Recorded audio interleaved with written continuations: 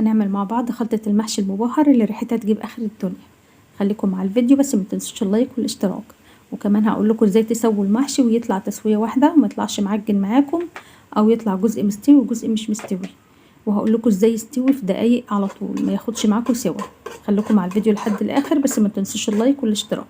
اول حاجه معايا 3 بصلات كبار مقطعهم مكعبات صغيره، نزلت عليهم بمعلقتين 2 سمنه فلاحي كبار، ونزلت عليهم بشويه كده من الزيت. استنيت لحد ما البصله دبلت معانا، هنزل كمان بمعلقه صغيره من الثوم المفروم، وهنزل كمان بمعلقه صغيره من هريسه الشطه. طبعا الثوم انا مخزناه، وهريسه الشطه برضو انا مخزناها في البيت.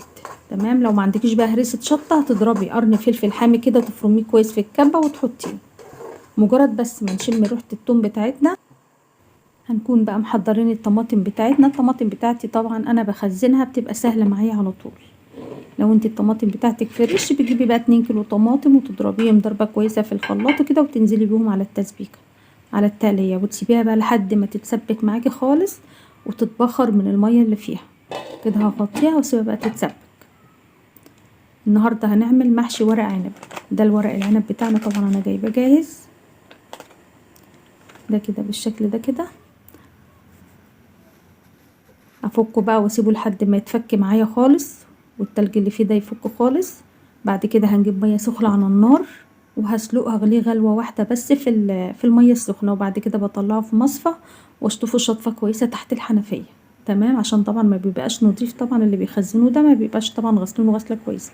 تشطفيه وتسيبيه يصفي ميته بقى في المصفى. ومعايا التسبيكه بتاعتنا، هي دخلت في مرحله التسبيكه خلاص.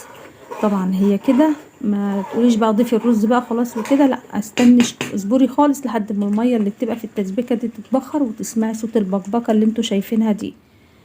تمام. مجرد ما تسمعي صوت البقبقه كده وميبقاش فيها ميه خالص، هتنزلي بقى بالشطه وفلفل اسود وكمون والملح، وضيفي كمان معلقه صغيره من السكر عشان حموضه الطماطم. تمام. نزلنا بقى بالبهارات بتاعتنا الحلوه ديت، وحاولي برضو تكتري شويه كده من الشطه والفلفل الاسود، كل ده بيفرق كتير في الطعم. هقلب بقى البهارات مع التسبيكه. شايفين التسبيكه بتاعتنا ما فيهاش نقطه ميه، وعايزاكم برضو ما تستعجلوش في الخطوه دي، لان لو استعجلتي فيها كل ده بيفرق معاكي في طعم المحشي. خلي التسبيكه تجف من الميه خالص وتشرب الميه اللي فيها كده. تمام. بقت التسبيكه بتاعتنا، هطفي النار واسيبها لحد ما تهدى خالص، وبعد كده هنكون بقى محضرين الرز بتاعنا. هكون غسله كويسه ومصفيه ميته، وهنزل بيه على التسبيكه بعد ما التسبيكه بردت معايا شويه.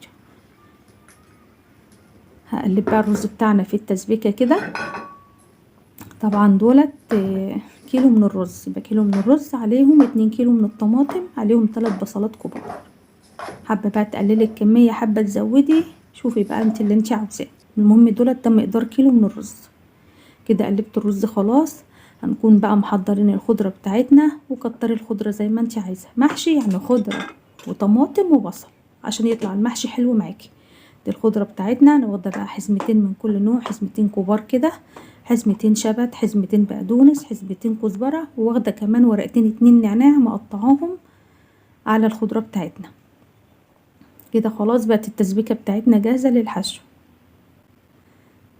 شايفين ما شاء الله شكلها عامل ازاي، لونها متهيألي بيتكلم عن نفسه.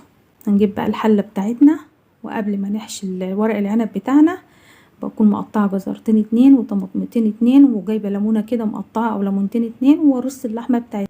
وبرده بنقطع فصين 2 توم، بنقطعه شرايح رفيعه كده برده، بنحطه في قاع الحله. بعد كده اللحمه بتاعتنا طبعا احنا سلقينها 3/4 سوا، وبنحطها على وش الخضار اللي احنا رصيناه كده بالشكل ده. طبعا كل ده بيفرق معانا في طعم المحشي بتاعنا، هيطلع معاكي حلو قوي.